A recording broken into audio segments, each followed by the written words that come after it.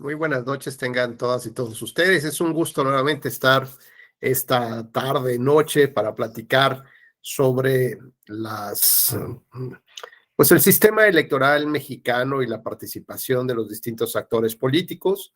Me da mucho gusto saludar nuevamente a Lalo, Eugenio, muy buenas noches. Laide, ¿cómo estás? Sandy, ¿qué tal? Lenin, Alejandro Barrios, perdón, Jesús, ¿cómo estás? Edith, y bueno, pues los que poco a poco van encendiendo también sus cámaras, Javier, Omar, Raúl, muy buenas noches. Pues iniciamos nuestra clase, ya saben, en cualquier momento, por favor, que sientan el interés de participar o comentar algún tema, por favor, siéntanse con plena confianza para hacerlo. Bueno, pues retomamos vamos a tomarnos unos 5 minutitos, retomando un poco el contexto sobre el cual queríamos presentar hoy otra serie de argumentos que están relacionados con justamente el sistema electoral. Y vimos en la jornada anterior algunos temas como anclaje, ¿no? Que nos sirve justamente para definir la postura que yo quiero presentarles a ustedes.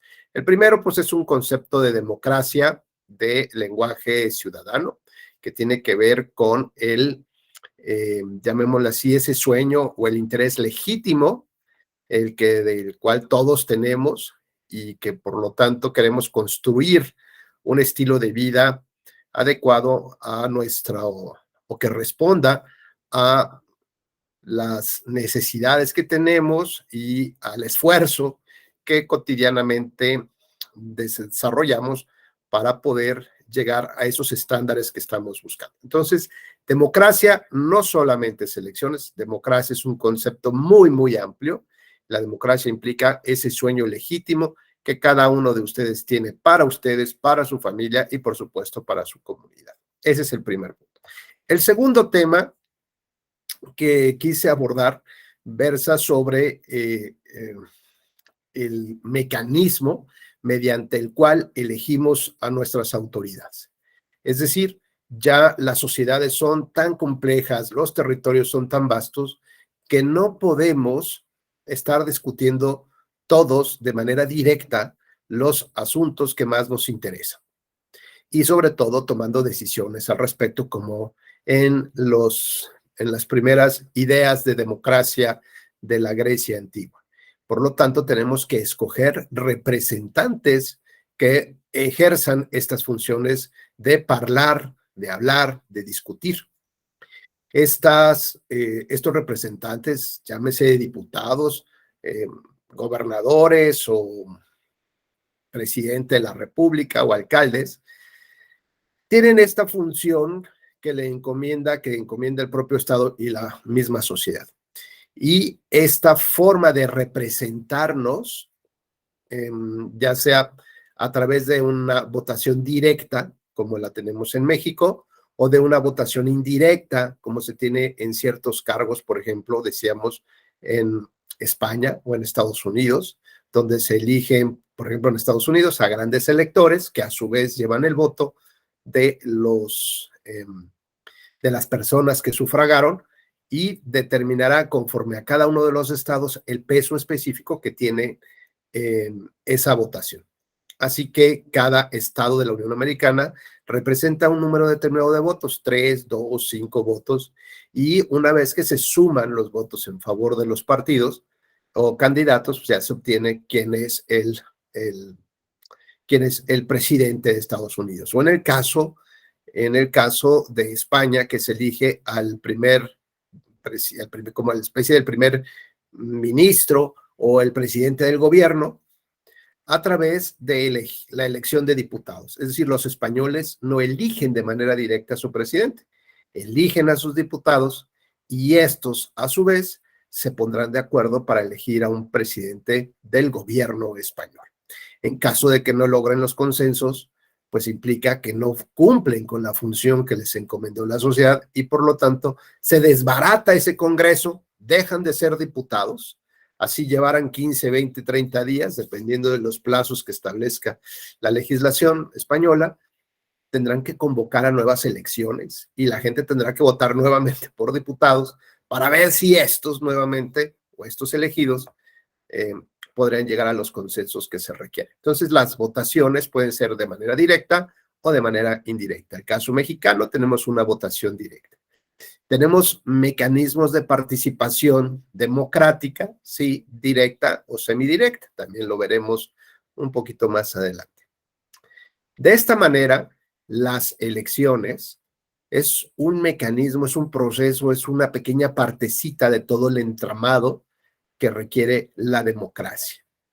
Y para hablar de la democracia como ese sueño o aspiración legítima, tenemos que tener también muy claro de que algo que está, digamos, inmerso de manera natural y como de manera subcutánea, debajito de la piel, es lo que implica el poder de ejercer la autoridad, el poder de dominar, el poder de sentirse justo eso, el poderoso del pueblo, ¿no?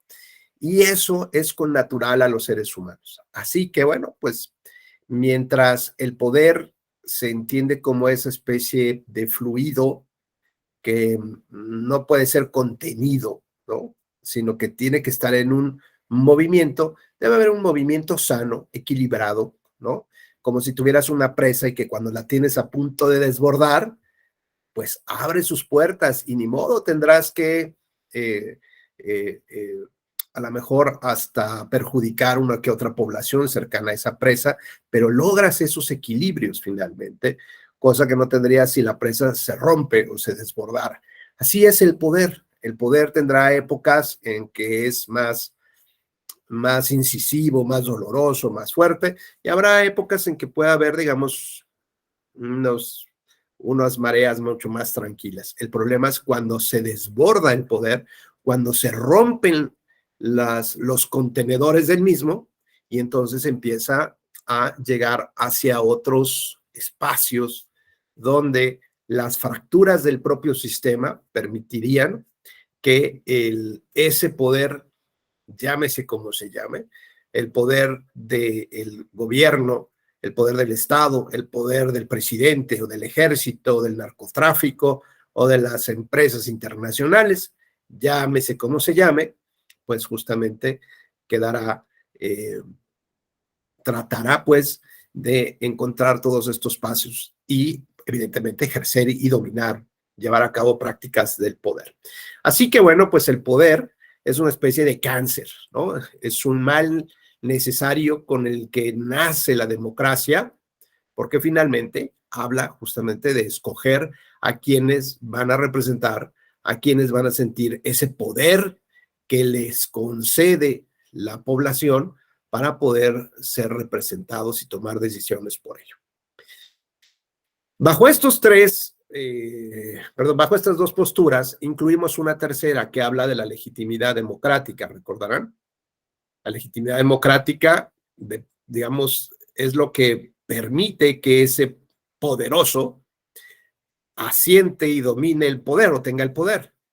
Mientras la población crea y piense que así está bien, pues así será. ¿Cuánto tiempo? Pues justo mientras la población así lo crea. Y la legitimación puede ser por distintas vías. Puede ser por alguien que es muy carismático, muy guapo, porque habla muy bien, porque viste muy bien, por el sexo, porque tiene sangre azul, porque tiene apellido, porque forma parte de la familia de la revolución o revolucionario, porque comparte ciertos ideales con el grupo en el poder. Las razones son las causas por las cuales una persona llega al poder y sentirse legitimado pueden ser de distinta naturaleza y conforme pues van pasando las épocas, a veces va siendo como hasta reciclado, se van reciclando estos argumentos. Prueba de ello es que muchas veces vemos en los congresos a los hijos de aquellos que fueron diputados, senadores, ¿no? Entonces tal parecería que también es un tema de herencia o de sangre, de ideologías, en fin. Eso es lo de menos. El asunto es que cómo es, o sea, hasta qué punto quien detenta el poder requiere operar de otra manera ante este sentimiento de pérdida de legitimación.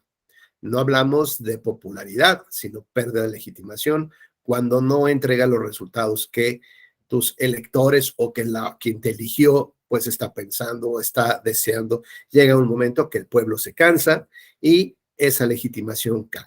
Pero no es sencillo, no es fácil, decíamos con ejemplos como el de Bolsonaro en Brasil o de Trump en Estados Unidos o el de el expresidente del Perú o en el caso de Bolivia, que quieran dejar el poder.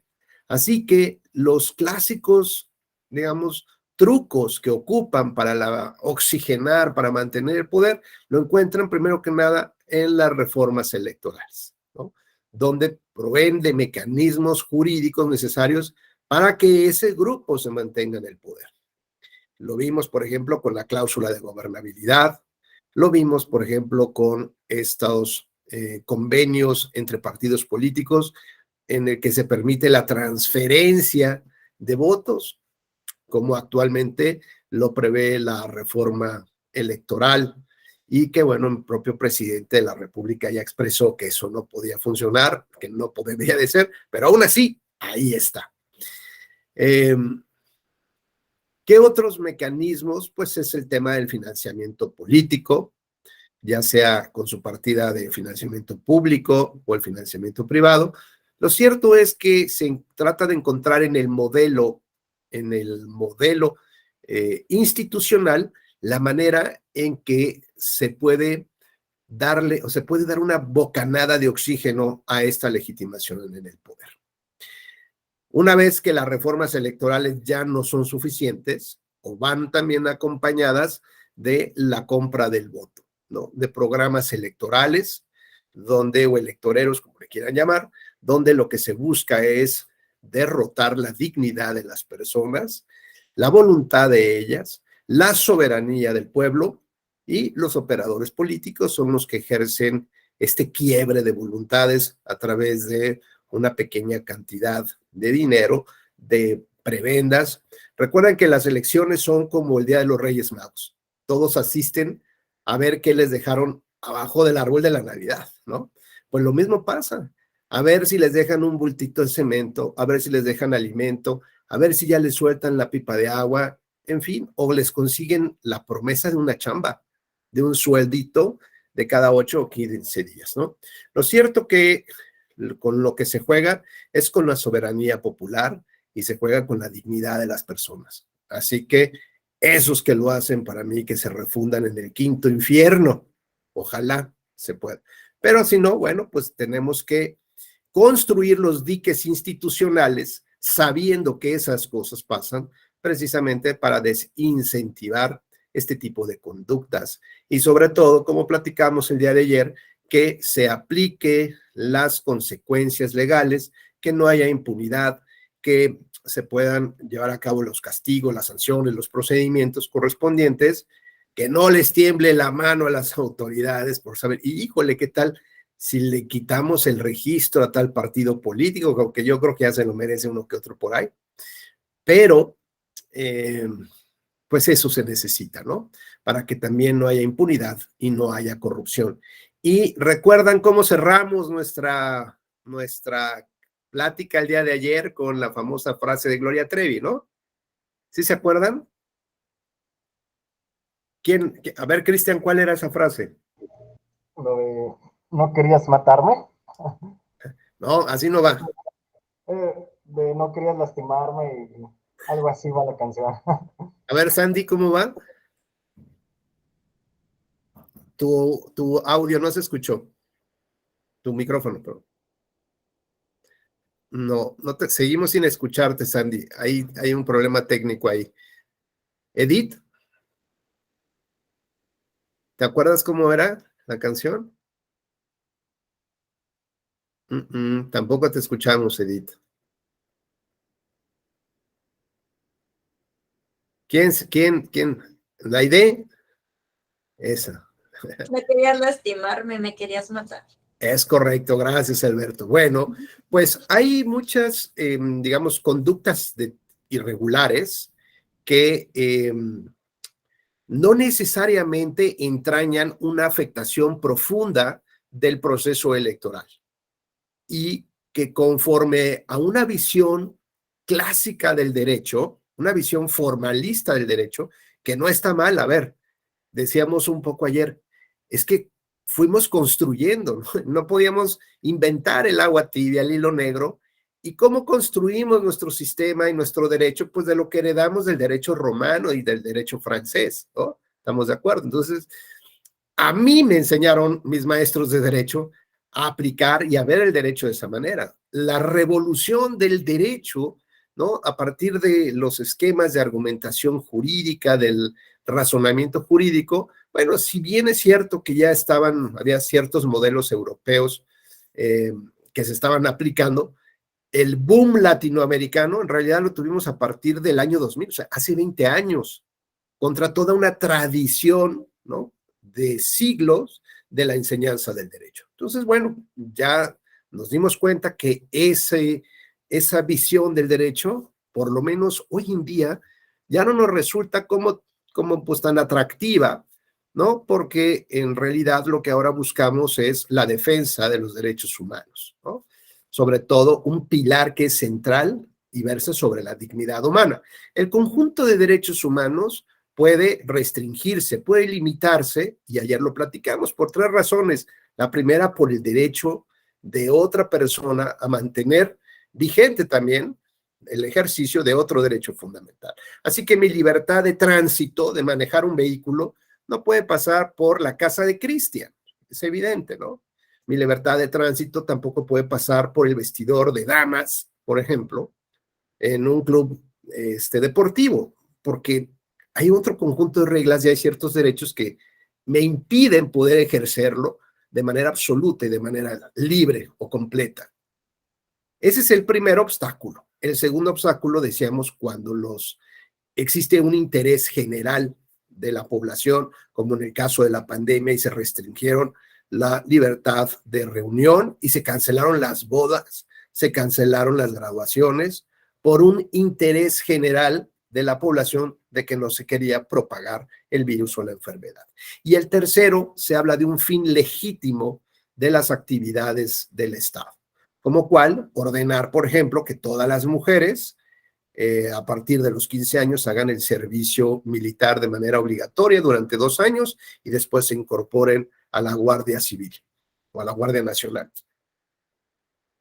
Pues eso me parece que violenta muchos derechos humanos, ¿no? El libre desarrollo de la personalidad. Oye, a mí no me gusta esto de las armas porque voy a estar metida ahí, yo me quiero casar, yo quiero estudiar, yo quiero hacer tantas... Pues no puedes. ¿Por qué? Porque hay un fin legítimo del Estado donde se tiene que hacer un balance de razones positivas y negativas para saber si lo que está, los actos que se están generando van acorde con esa calificación de legitimidad, si son adecuados, si son necesarios y si realmente hay un balance de proporcionalidad entre el beneficio y la afectación que estoy generando, ¿no? Que se llama un test de proporcionalidad, como lo plantea nuestra Constitución y que está muy bien elaborado por Robert Alexy, por ejemplo.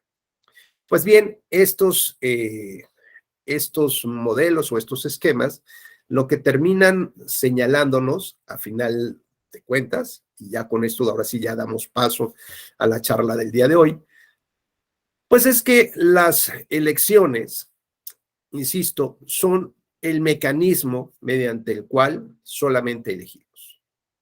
Pero no con las elecciones se agota todo lo que debe ser la democracia.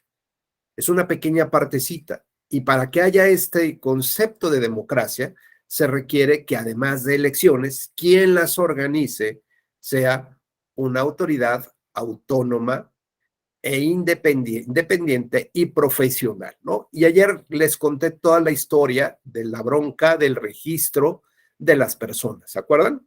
El pleito que existía entre el poder civil y el poder eclesiástico, hasta que llegamos justamente a quién tenía los registros de las personas para el tema de las votaciones, para generar no solamente esta transición del ciudadano al servidor público, la transición del simple mortal al poderoso, ¿no? De la transición, digamos, del ejercicio del sufragio a alguien que pueda decidir por ti o por tu comunidad. Bueno, pues esto requiere justamente que exista este tipo de autoridades. Además, que exista pues este pluralismo político, que exista la libertad política, en pocas palabras, que realmente te creas que tu voto sirve de algo, que no solamente vas a ir a votar por un candidato más de un partido, que no solamente vas a votar por el menos peor de los peores de los candidatos, ¿no? Sino que realmente vas a votar por alguien que va a velar por tus propios intereses. Alguien a quien le puedas reclamar, alguien que te dé la cara, ¿no? Y entonces ahora sí, el voto empieza a tener un verdadero sentido. Yo sé que para muchos de nosotros, a lo mejor sí nos tomamos en serio el tema del sufragio. Para otros, seguramente nuestros familiares, ¿no? Imagínense, yo después de 20 años de trabajar para el Tribunal Electoral, todavía mis hermanos me preguntaban si seguía trabajando en el IFE, bueno, en aquel entonces, ¿no? Y miren que tienen un coeficiente intelectual importante, tienen maestría, doctorados, ¿no? Pero no les podía hacer yo entender la distinción entre el IFE y el tribunal, ¿no? ¿Por qué? Pues porque hay un alejamiento también natural, ¿no?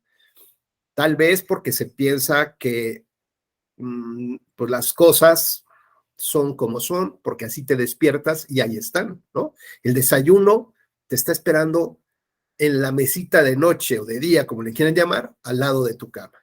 Y no te esforzaste por hacer absolutamente nada por tener lo que tienes. Pero decíamos que otras generaciones y las actuales están luchando justamente y sufriendo también lo que tiene que ver con el tema de las reformas electorales. Recuerdo a muchas personas en este momento que se pusieron a estudiar durísimo para entrar al servicio profesional electoral. Pasaron sus exámenes, se echaban porras en el Twitter, se pasaban apuntes, ¿no? Y luego, ¿no? Teníamos la noticia que a partir de los primeros días de enero, bye, bye, ¿no? Caminaban la mayoría de los órganos electorales, locales y federales.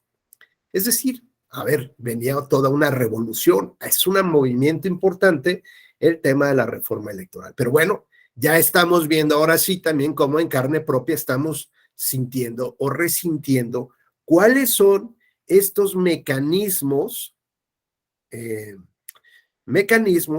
para alargar la legitimidad democrática, para alargar este sentimiento de que yo puedo mantenerme en el poder a pesar de que los resultados sean magros o sean buenos, ¿no? Si no hubiera necesidad de, digamos, de manejar una nueva reforma electoral, es porque los resultados están claros, ¿sí?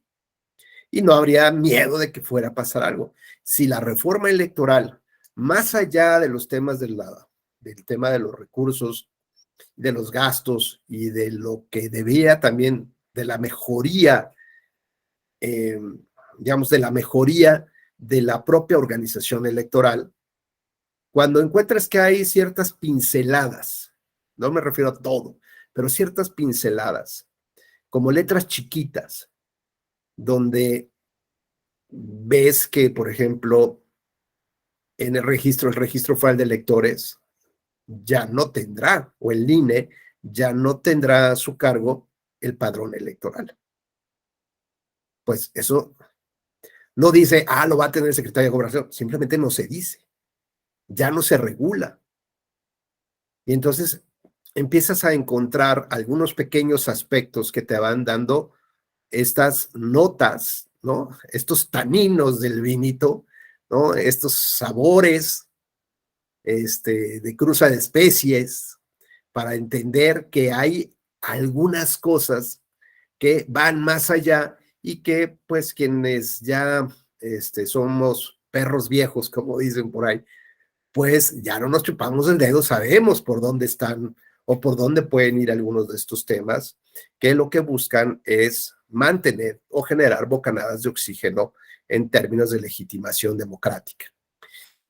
Y decíamos, es un argumento muy poderoso, pareciera que no, pero es muy poderoso, sobre todo cuando hablamos, por ejemplo, de la reelección presidencial indefinida. No recuerdo si ya toca ese tema con ustedes el día de ayer, pero el problema de la reelección presidencial indefinida, pues salta a todas luces, ¿no? ¿Cuál es el verdadero problema? El problema es que ese poder concentrado en el titular del Ejecutivo y las fracturas que tienen las otras instituciones o el tiempo que tiene, el traslado que tiene de este poder ejecutivo, ¿no? Durante distintos sexenios o temporalidades, pues ha hecho justamente que las otras autoridades se hayan replegado como tal. Bueno, pues si en 4 años o en 6 años se ejerce una presidencia muy fuerte, donde prácticamente borra del mapa o pretende borrar del mapa, porque es de manera natural, insisto, ¿no? No hay que ver cómo son los malosos del cuento, no, esto es natural. Lo importante es encontrar los diques institucionales para que eso no pase. Y cuando eso llega a pasar, pues ahora imagínense si hablamos de 20 o 30 años de una persona en el poder. Bueno, pues ese espacio de poder ya está completamente, o estos diques de control ya están eliminados, y el poder que es fluido se va a mover hacia otros espacios. ¿A dónde? Pues a la población y a controlar, ¿no? El estilo de vida que cada uno detiene. Y después, si ya los controló, se tiene que mover hacia otro lado. Por ejemplo, hacia una política expansionista y a declarar la guerra en otros territorios. O en sí, ¿no? En fin, imponer otras empresas, imponer impuestos, no lo sé.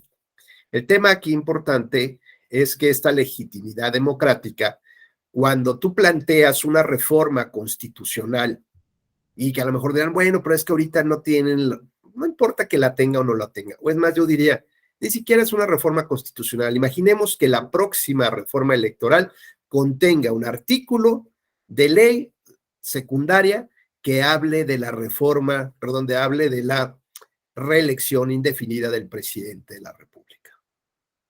Cuando se acude a la Corte mexicana en una acción de inconstitucionalidad, pues la Corte mexicana evidentemente puede decir, vamos a analizar qué dice la Constitución.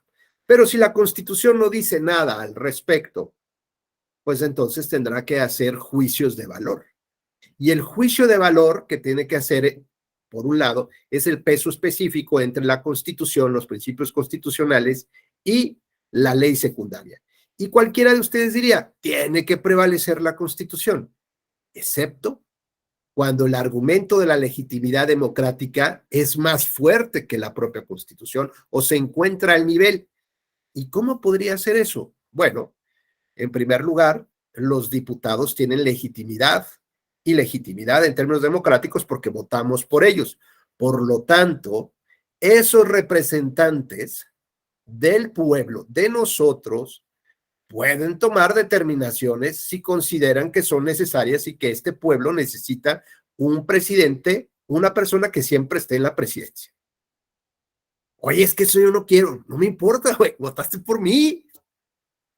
Y yo tengo esta capacidad y esta mental para ver qué es lo que quiere mi gente, qué dice mi gente. Bueno, pues eso es lo que yo creo, lo que yo pienso. ¿Sí tiene legitimidad democrática? Sí, porque yo lo elegí o lo eligió una mayoría. Segundo punto, si se sometiera a una consulta popular esa ley, ya una vez que se emite, bueno, a ver, pueblo, ¿qué piensa usted? Y el pueblo mayoritariamente dice que está bien que haya una reelección indefinida del presidente de la República, tiene un doble soporte de legitimidad democrática esa norma, frente a una constitución que ya tiene sus añitos, empolvada, sabe Dios quiénes la aprobaron y por qué la aprobaron. Por lo tanto, la legitimidad democrática en esta doble vertiente de lo que emitieron los diputados y segundo, que la gente salió a las calles y aprobó esto, como el tema del Brexit, por ejemplo, le da una fuerza insospechada a el contenido de esa reforma. Por lo tanto, podríamos pensar que lo que los padres fundadores de nuestra Constitución quisieron, pues ya no es lo mismo. Porque ahora el pueblo es el que mandata que debe de existir, de hacer o de tener otro tipo de contenidos.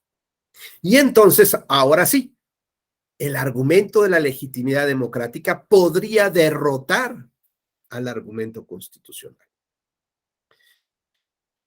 También hay que tomar en consideración que esta legitimidad democrática no es absoluta, es una legitimidad democrática construida con mayorías artificiales. ¿Y esto por qué? Porque no se obtiene el 50% más uno de los votos de todos los posibles votantes, ni de todos los que fueron a votar. Por eso es que para que este argumento tenga un mayor peso real y efectivo de la legitimidad democrática, se requiere, por ejemplo, que haya una segunda vuelta electoral. Y en estas segundas vueltas electorales también ya hablamos de las coaliciones de gobierno que rebasan muchísimo más allá de una coalición electoral que solamente busca un resultado. Y la coalición de gobierno lo que busca es darle estos premios a la población que están votando por esos diputados o por esos partidos que se están aliando con otros para que tengan resultados, ¿no? Y que tengan estos premios que realmente los militantes o los simpatizantes de ese partido están buscando. Y bueno, esta parte nos lleva entonces ahora a entender que hay un gran encasillamiento de lo que nosotros vemos o nos vemos como mexicanos, ¿no? Esto es, mientras exista una sociedad dividida, pues es muy factible que generemos estas fracturas donde se va a sentar el poder, que ya vimos que es fluido, que es líquido, y por ahí hasta los propios partidos políticos pues nos podrían empujar y decir, ustedes no se metan aquí, a pesar de que ustedes pagan aquí la fiesta del partido, ustedes ni siquiera tienen derecho a ver cómo licitamos. Sabemos, por ejemplo, de una empresa, Lalo, Eduardo Holguín, sabemos que una empresa puede tener ciertas perspectivas de futuro si hacemos un análisis de los pros, de los contras y de su economía. O sea, por ejemplo, si tú tuvieras una lana y te dijeran, oye, inviértele a tal empresa, pues no lo vas a hacer con los ojos cerrados, ¿no? Vas a ver qué tanto podría funcionar, qué tanto van a vender, qué compromisos hay, cuántas telenovelas van a hacer, cuántas películas, ¿no? Algo así, ¿cierto? Bueno, y podemos ver si hay, o si estas empresas, que llega el clásico compadre, te dice, inviértele, compadre, conmigo, ¿no? Y le empiezas a ver su empresa, pues está técnicamente quebrada. ¿Podemos pensar si los partidos tienen una quiebra técnica? Es decir, si realmente tienen condiciones económicas para enfrentar un proceso electoral.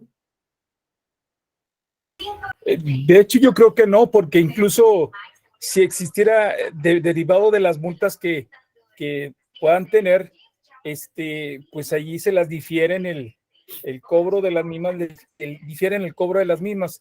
Por lo tanto, pues si bien es cierto, se les disminuyen sus prerrogativas, pero no van a tener menos para ejercer durante un proceso, pero quiebra técnica, pues no deben de tener en ese sentido.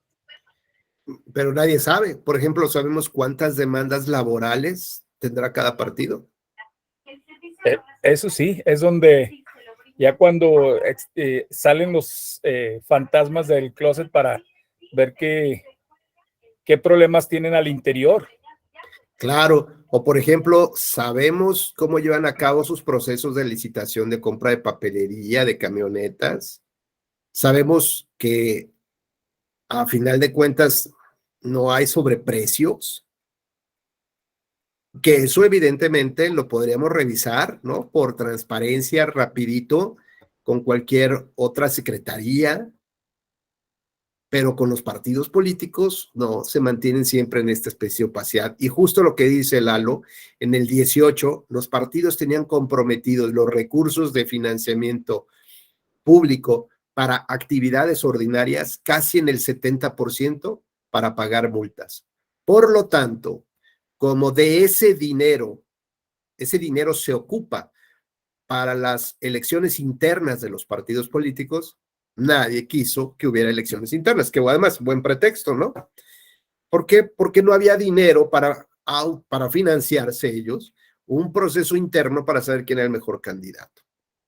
Casi el 70% de multas. Antes de la reforma electoral, movieron otra vez la ley para establecer que la multa, digamos, la restricción que podrían obtener, la restricción máxima que podrían tener de sus administraciones mensuales, normalmente era hasta un 50% y ahora la dejaron en un 25%. O sea que además se impusieron paguitos chiquitos de sus multas. ¿Por qué? Pues porque tienen este problema técnico de poder financiar realmente todo lo que contempla, pues digamos, un proceso electoral. Por ejemplo, pagar a lo mejor rentas de edificios en 32 estados para tener sus comités estatales, los municipales, distritales, ¿no? Para contratar personal de secretariado, de teléfonos, celulares, fax, no sé, todo lo que requieran para poder presentarse a un proceso electoral. Incluso, disculpe, Sí, maestro, incluso uno de los problemas que se genera es cuando deben de, que no hacen ¿cómo le diré? Sí, el 2% que deben de destinar a la capacitación a la mujer, no lo ejercen, o sea, no lo ejercen para dicha capacitación y tienen multas por esa situación. Entonces, imagínese para otros rubros que obligatoriamente deben de ejercer para esos rubros, pues no lo hacen. Pues sí, justamente. En fin, bueno, pues avanzamos entonces con nuestro tema. Ya vimos que decíamos que para hablar de esta democracia, que era un concepto mucho más amplio, habría que hablar también de la democracia representativa, ¿no? Que es aquella que está prevista en la Convención Americana y que México o el gobierno mexicano firmó casi con sangre que iba a respetar y a procurar, ¿no? Y esto implica, la democracia representativa también implica en muchas cosas, no solamente las elecciones a través de un órgano autónomo, profesional e independiente, perdón, sino también implica que debe de existir,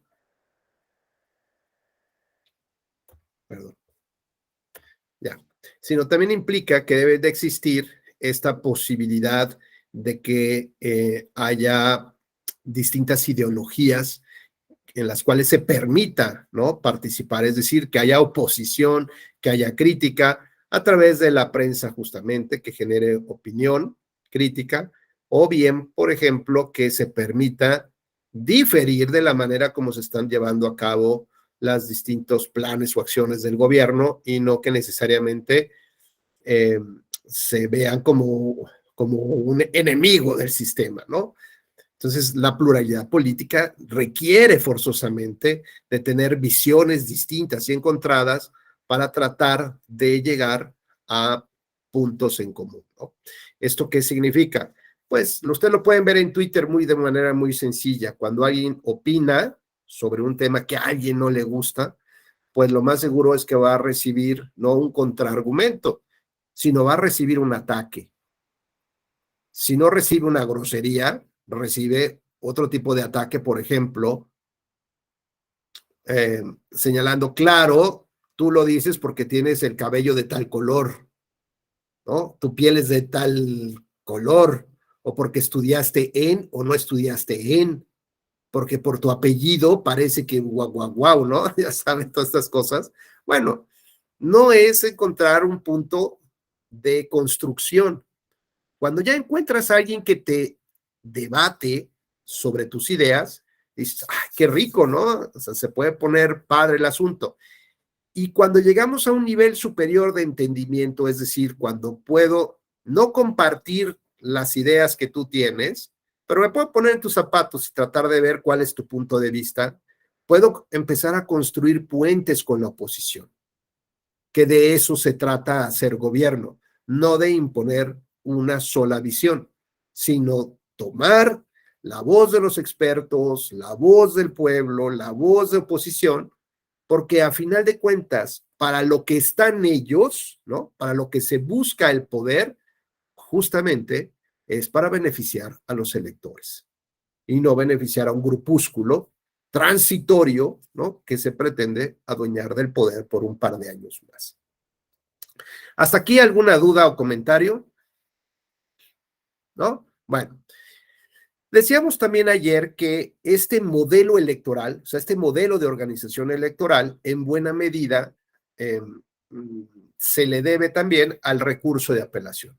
¿Por qué? Porque es el medio de impugnación característico mediante el cual se logra que todos los actos de la autoridad electoral se ajusten a la ley y a la Constitución, ¿no? Entonces, cualquier desvío, cualquier, digamos, cuando el IFE o el INE intentan llenar un hueco, un vacío legislativo o tratan de llevar a la práctica, ¿no? Aterrizar cómo las personas podrían, por ejemplo, solicitar su credencial de elector, por decir algo, cuando no tienes un acta de nacimiento, bueno, pues hay que establecer un conjunto de lineamientos del qué pasaría si dicen que no tienen el acta, qué pasaría si se les robó, si la extraviaron.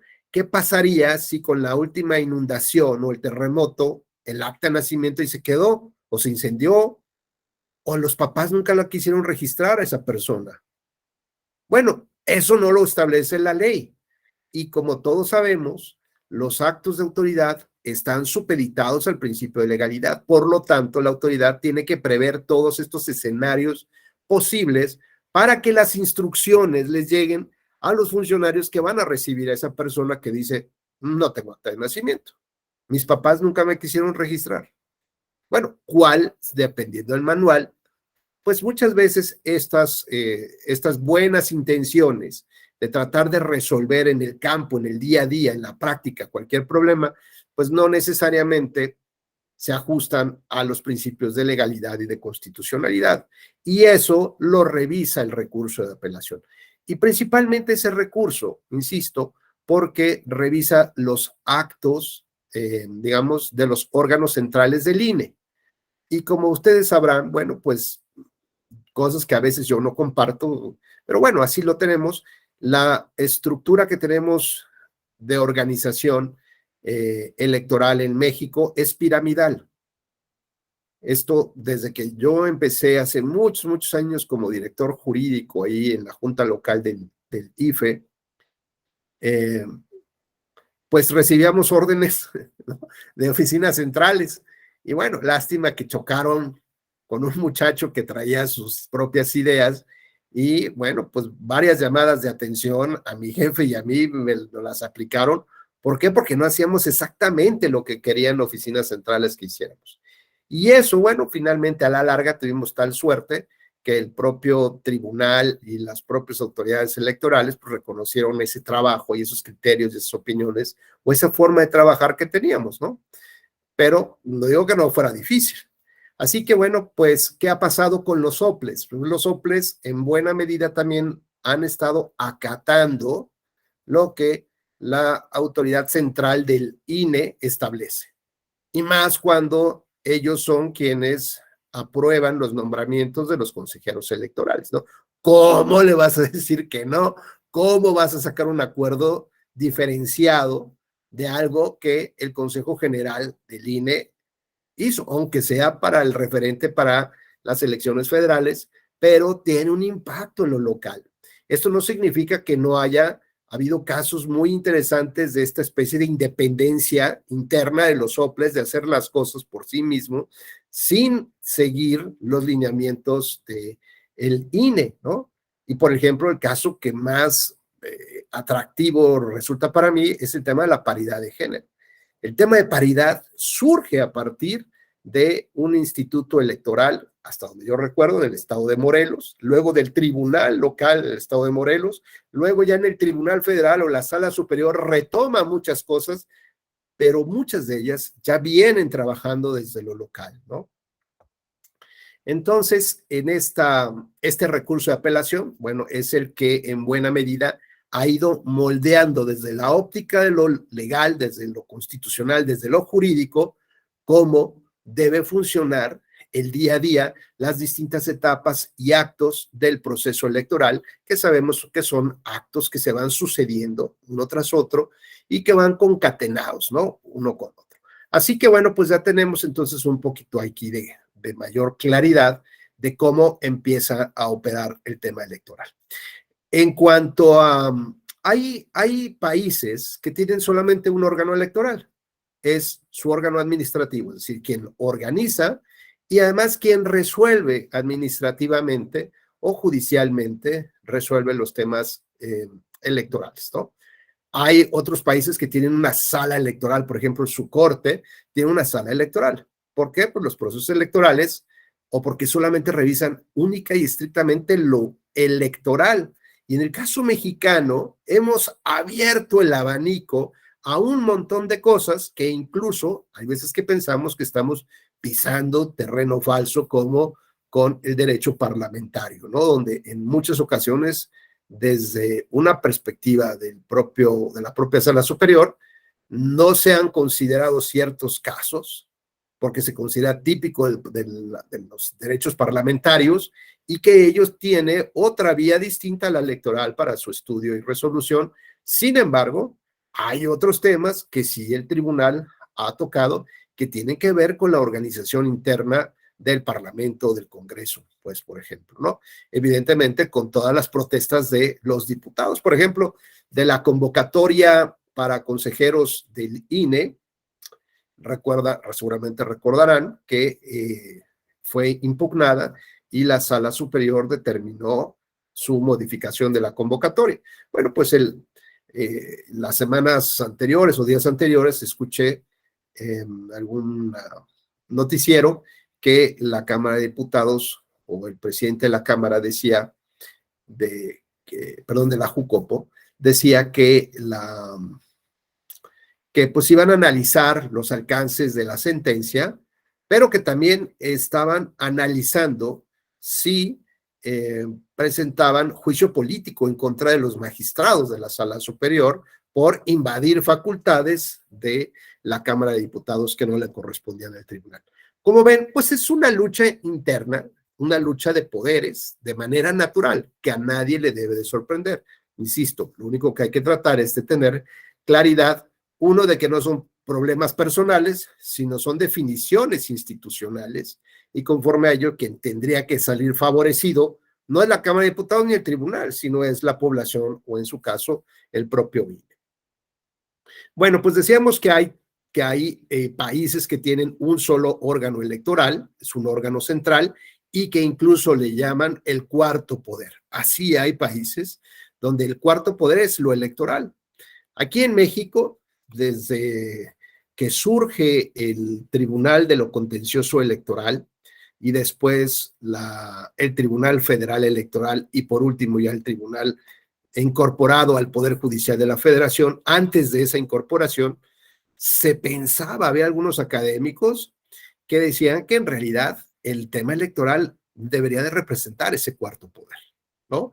Con pues todo lo que los politólogos pueden ahí suponer y pensar lo que implicaría un reconocimiento expreso de un cuarto poder, ¿no? Y la fuerza que tendría esta declaración de cuarto poder. Bueno, hay, por ejemplo, denominaciones de los órganos electorales, como en el caso de Bolivia, que habla de un tribunal, pero que ese tribunal también lleva a cabo actos administrativos, pues, de la organización de las elecciones. En fin, aquí lo que no nos debe de espantar, pues, es ni cómo se llaman los órganos electorales, ni si son dos o son tres o es uno solo, ¿no? Lo importante es que haya claridad en la distinción de las competencias que corresponden a los integrantes o a los órganos que integran los órganos electorales con el afán de que siempre se respete la independencia en la toma de decisiones y que cuando se revisen esas acciones, se revisen pues por otro órgano que sea independiente también en su desempeño. Por ejemplo, en el caso de Estados Unidos, ¿quién revisa los temas electorales? Bueno, pues son los jueces, ¿no? Los jueces del fuero común, los jueces que revisan cualquier otra materia, pues también revisan lo electoral y las cortes estatales. Por ejemplo, en el caso de Estados Unidos, las elecciones federales se regulan a partir de leyes locales. Cada estado tiene la manera de, como dicen, matar sus propias pulgas. Cada estado determina del proceso federal cuándo, cómo y dónde se llevan a cabo las votaciones o las distintas etapas de... Hay cosas que, bueno, le corresponderá a un órgano central, un órgano federado, pero las legislaciones locales sí respetan esta parte de la federación, ¿no? Es decir, la suma de voluntades autónomas y que conforman el todo. En el caso mexicano, a mí me parece que nunca se ha respetado, pues, este principio de la federación. ¿Por qué? Porque ha venido todas las disposiciones desde una cúpula, desde el vértice de la pirámide, y desde ahí impacta, ¿no? Baña todas las legislaciones. Bueno, he platicado con algunos diputados en alguna ocasión preguntándoles que por qué no empiezan sus procesos de discusión de la reforma electoral local. Y me han contestado que primero van a esperar a la federal. Y que ya una vez que salga la federal, pues ya van a hacer un copy-page, ¿no? Y con una adaptación, ¿no? Una tropicalización local, pero mejor se van a esperar a lo federal. ¿Y esto qué implica? Bueno, pues implica renunciar finalmente a la soberanía legislativa del Estado. ¿Quién va a ejercer ese poder? Pues lo están delegando para que otro lo ejerza. ¿Quién? La federación. Cuando se supondría que son estados soberanos y que deberían de hacer valer sus propias propuestas y posturas legislativas. Pero, insisto, van rechazando, van retrocediendo por comodidad, por conformidad, por lo que ustedes quieran. El problema es que alguien más va a ejercer ese poder que no están llevando a cabo los diputados. O en su caso, el Estado en concreto. Bueno, pues en el caso mexicano, tenemos que el nacimiento del IFE surge, digamos, por este gran debate acerca de quién tiene derecho a votar a partir del registro de los electores, ¿no? Ese es, digamos, como el principal punto digamos, la principal palanca con la que se mueve el sistema electoral y da un paso para quitar de las manos del gobierno, de la Secretaría de Gobernación, los procesos electorales, su organización. Antes el secretario de Gobernación era el presidente del órgano electoral. Bueno, ¿qué decirles? Que a pesar de que se crea el Tribunal de lo Contencioso Electoral, donde ya tiene posibilidad de revisar algunas inconformidades en contra de las elecciones, lo cierto es que sus resoluciones no tenían esta fortaleza y definitividad para trascender ni cambiar la historia de nada, sino que se constituía como un mero dictamen, y ese dictamen pasaba a la Cámara de Diputados, que elegida en colegio electoral era la que finalmente resolvía los conflictos. Esto es, la propia Cámara de Diputados iba a resolver conflictos de las elecciones de diputados, y a veces por los tiempos, porque no hay una suspensión, sino todo sigue, todo avanza, probablemente los diputados ya habían salido y habían entrado otros diputados, los nuevos diputados, a quienes, tal vez en términos de los tiempos, les correspondería revisar la impugnación que contra ellos mismos se formularon. O si no, pues los salientes tenían que conocer de estas impugnaciones. Así que quien resolvía las elecciones en México, como en muchos otros países, tampoco era para alarmarse, era lo que había, pues eran los propios órganos políticos como la Cámara de Diputados erigida en colegio electoral. a nivel federal y a nivel local. ¿Y por qué tenemos este rollo? Porque ¿de dónde deriva justamente este tema? Pues ahí les va el chisme histórico, ¿no? Pues resulta que en alguna época quien presidía la Suprema Corte de Justicia no salía en TikToks, pero tenía otra manera de resolver los temas, ¿no? Y este ministro, presidente, resulta que conocieron de unos amparos, me parece, si no me recuerdo mal, en Morelos, unos amparos en contra de unas expropiaciones que llevó a cabo el gobierno respecto a unas tierras, ¿no? Los propietarios de las tierras, evidentemente, lo impugnaron, esos decretos expropiatorios, y lo impugnaron por un tema que estaba como mucho en el ambiente jurídico de la época, que se trataba de la competencia, ¿no? En muchas ocasiones no está clara en la ley a quién le corresponde emitir cierto tipo de actos. Bueno, está claro, ¿no?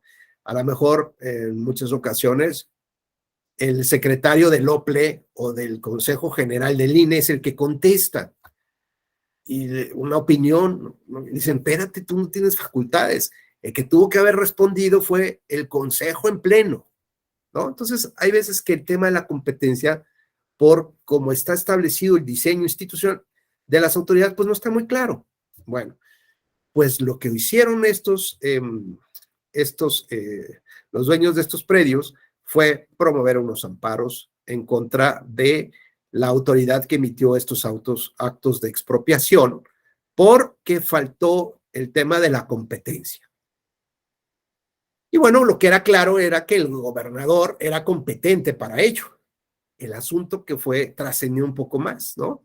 ¿No se acuerdan de estas frases de que en el caso del adulterio, por ejemplo, en esos ejercicios académicos del derecho penal, decían que en el caso del adulterio había que sancionar no nada más al esposo y al amante, sino al carpintero que construyó la cama donde tuvo acaso el famoso adulterio? Es decir, la causa de lo causado, ¿no? La causa de la causa es la causa de lo causado, así decía, ¿no? Y entonces, la causa de la causa, es decir, la causa de no tener competencia derivaba del origen de la legitimidad de esa autoridad. Esto es, que se cuestionaba los procedimientos mediante los cuales llegó al poder. Porque ¿qué tal si nunca votó la población por él? ¿Qué tal si el artículo que establece la elegibilidad del candidato para ocupar un cargo de elección popular decía que debía ser mexicano por nacimiento y este era extranjero? O que pedía cierta edad, 35 años y tenía 30, y estaba en el ejercicio del poder. Bueno, es evidente que las vías mediante las cuales ostenta el poder son incorrectas. Así que el presidente Iglesias determinó esta idea de la tesis de la incompetencia de origen. Esto implicaba que podías conocer de los actos de la autoridad a partir de cómo surge la autoridad. Bueno, pues imagínense, en un México convulso, en un México donde las elecciones se ganaban como el de la película, ¿no? Con la pistola y la Constitución en la mano. Imagínense cuántas cosas chuecas y raras no había en el país. Bueno, pues esto alertó de tal manera que después, en otra integración, llega otro ministro a la presidencia de la Corte y dice, no, esto es imposible, esto no puede pasar, ¿no? Una vez que la autoridad, por la razón que sea, toma el cargo, ya no hay poder humano que lo pueda quitar de ahí. Y independientemente de todas las ilicitudes, sí llegó y ya no hay manera.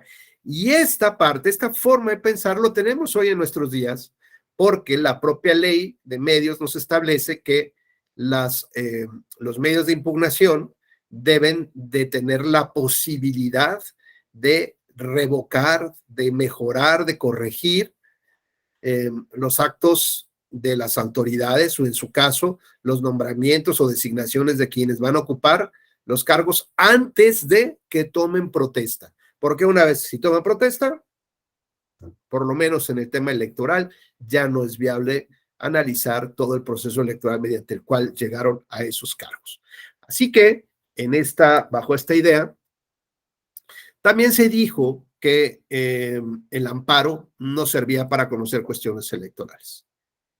Así que la tesis de Vallarta contra la tesis de Iglesia es la que perduró durante muchos, muchos, muchos años, y entonces se decía con estos argumentos tan falaces de que la Corte no podía conocer de los temas electorales porque se contaminaba, ¿no? Bueno, pues puede ser que esté más contaminada por otros lados que de lo electoral, pero lo cierto es que los jueces de distrito no podían conocer de violaciones de derechos fundamentales o de garantías individuales, como antes se llamaban, que estuvieran relacionados con los temas electorales. Por ejemplo, el derecho de petición.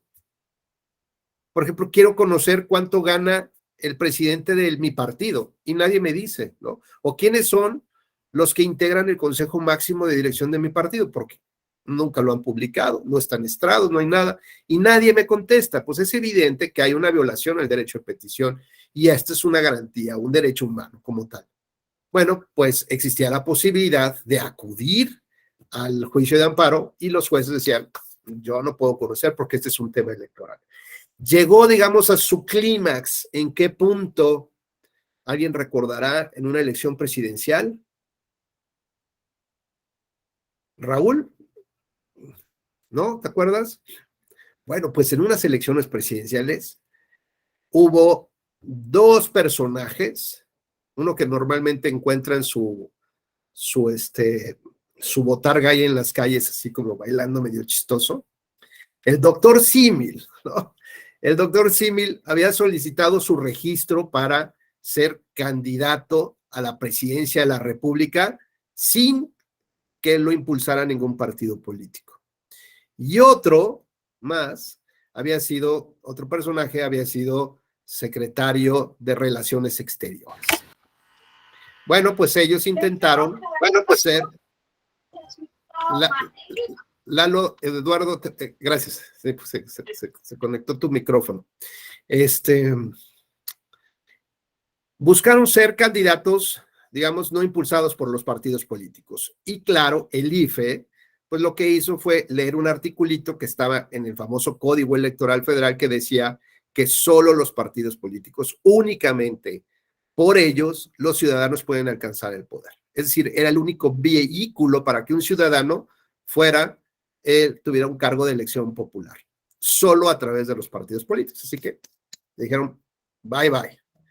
Tenían varios recursos que poder hacer para cuestionar una norma establecida en la ley electoral que era contraventora, según ellos, de la Constitución. Porque el artículo 35 constitucional no te establece que para ocupar un cargo de elección popular forzosamente va a ser por un partido político, ¿no? Eso estaba en la ley. Así que el doctor Símil se fue por el juicio para la protección de los derechos políticos electorales del ciudadano y en el tribunal, así le hicieron con el BAT, ¿no? Como dicen, palazo.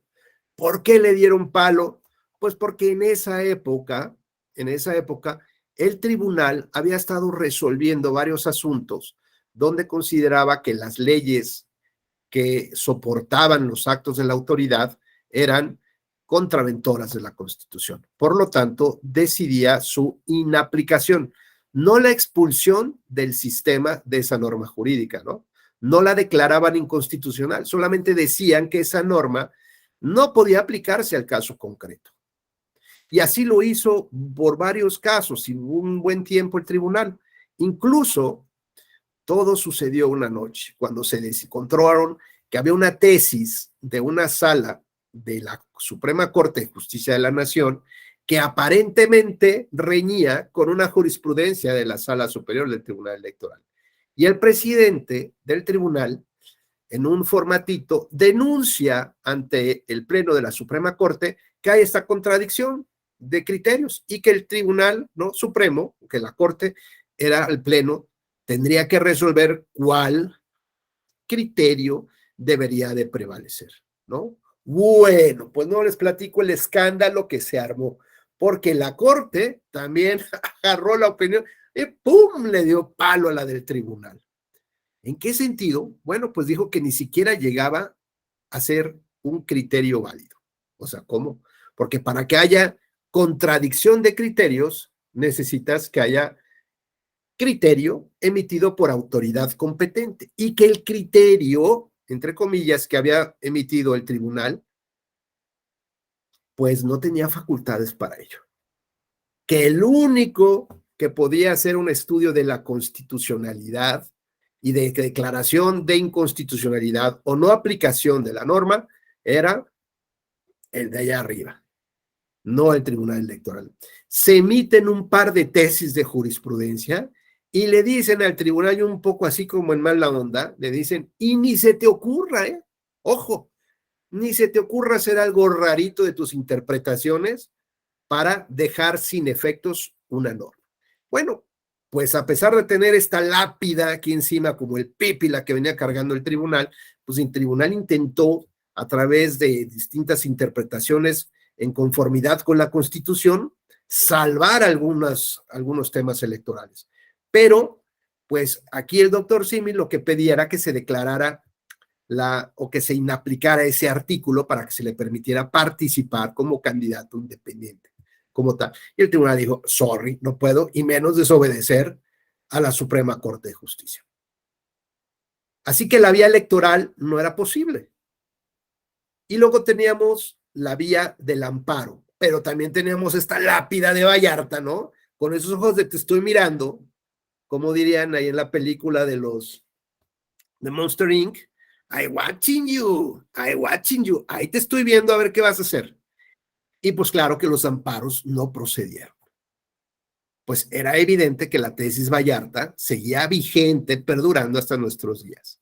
Por lo tanto, lo que hizo este segundo actor fue acudir a la Corte Interamericana, bueno, primero la Comisión Interamericana de Derechos Humanos, quien asume, digamos, la denuncia o la demanda y demandan al Estado mexicano por la ausencia de un medio de impugnación que pudiera ejercer un control de la constitucionalidad de las leyes por actos de aplicación, ¿no?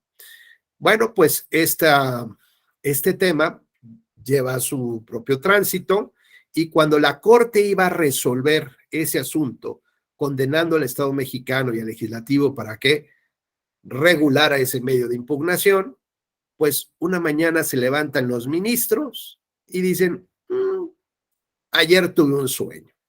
Yo creo que es necesario que el tribunal sí ejerce este tipo de facultades, no solamente nosotros, y bueno, y hay que suspender la jurisprudencia, y resulta que 15 días después ya viene la condena de la Corte Interamericana, ¿no? Incluso vinieron reformas donde ya se establecía de manera expresa que el tribunal sí tiene estas facultades de inaplicación de normas.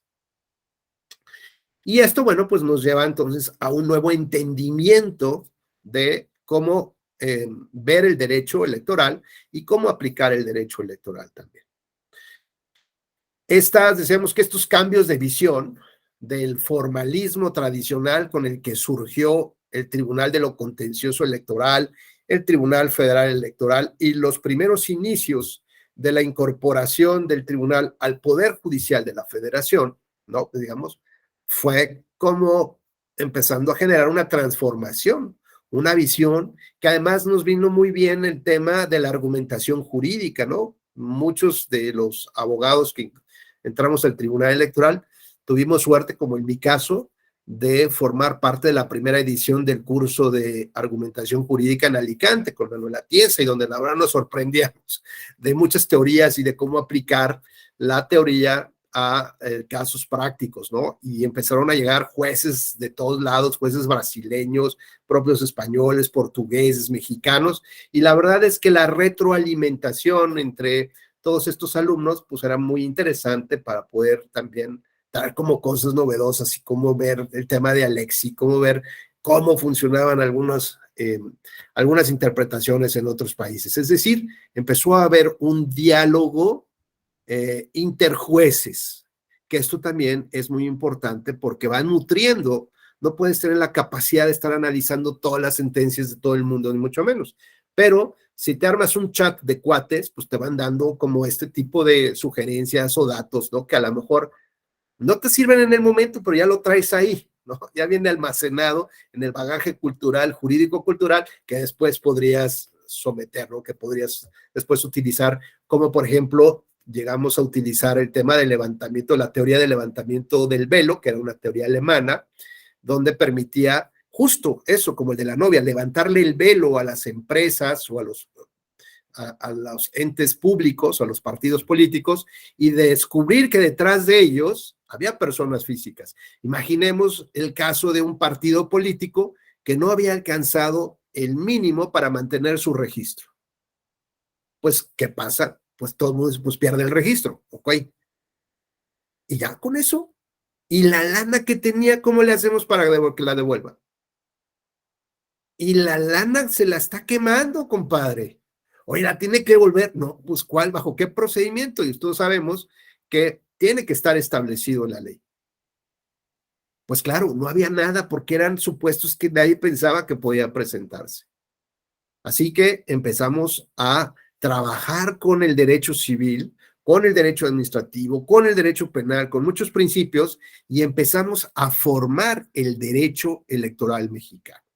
Parte de lo que ya venía en las leyes, pero mucho de lo que está hoy en la ley son sentencias, son criterios, son horas sin dormir de muchos secretarios y secretarias tratando de encontrarle el hilo a los temas para poder establecer que, bueno, que un partido político tiene la esencia de una organización, de una asociación civil, y que esa asociación civil, como en el caso del derecho privado, requiere tener un interventor, ¿no? Una persona nombrada por la autoridad electoral que haga cargo de los recursos económicos, de vender los bienes que se compraron, por ejemplo, los carros que se compraron, para poderle pagar los sueldos de los empleados, las prestaciones, o pagarle incluso también a terceros por la contratación de bienes y servicios, y en su caso devolver el dinero, ¿no? Bueno, por ejemplo, ese es un tema. Muchos otros temas, por supuesto, que han ido surgiendo a lo largo ya de estos casi 30 años de esta modernidad electoral. Ahora bien, tenemos entonces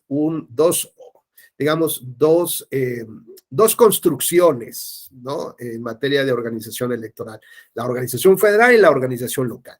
Sabemos que por vías prácticas, de hecho, y por echarse para atrás, pues tenemos que en realidad lo que mandata el INE es lo que pasa en todo el país, sea federal y local. Triste o no, pero así funciona el tema.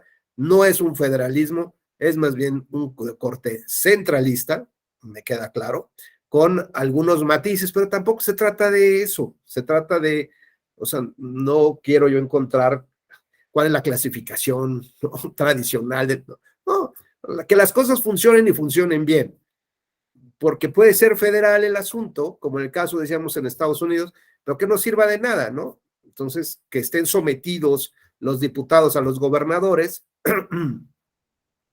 pues eso de qué sirve, ¿no?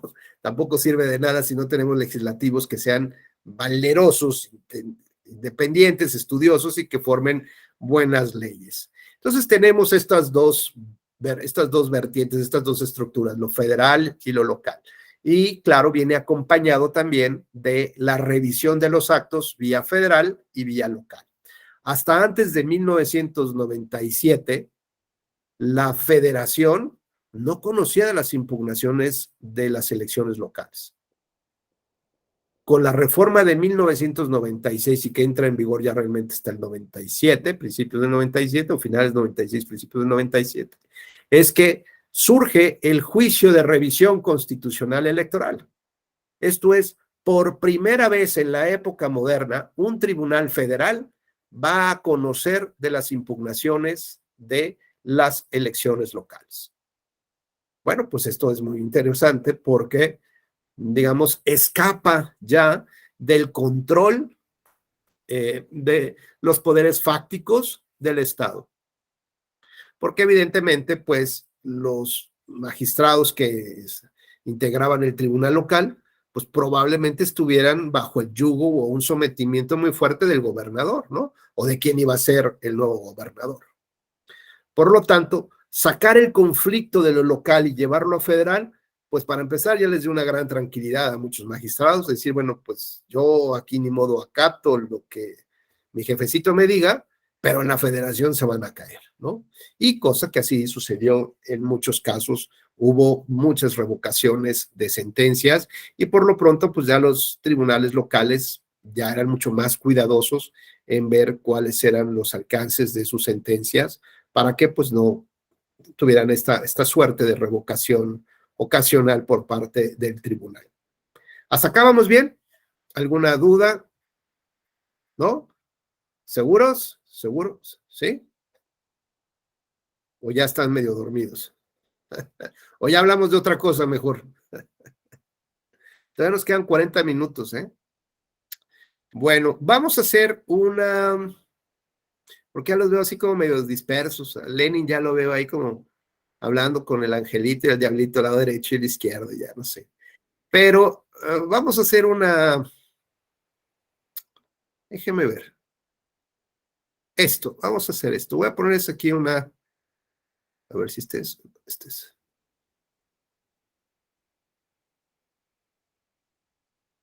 Eso es.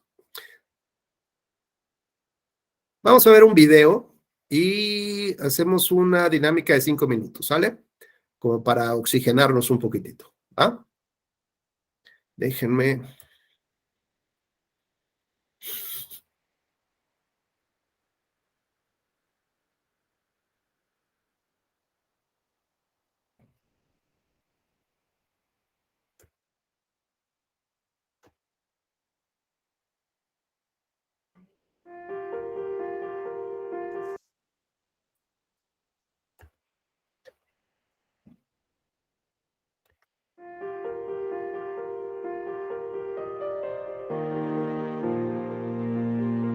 In many countries, the debate over same-sex marriage stirs strong passions.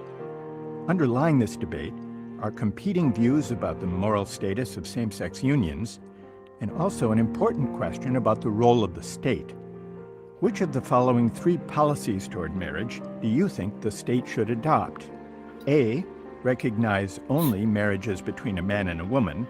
B, recognize marriage between gay couples as well as straight couples. Or C, don't recognize marriage of any kind, but leave this role to religious institutions and private associations.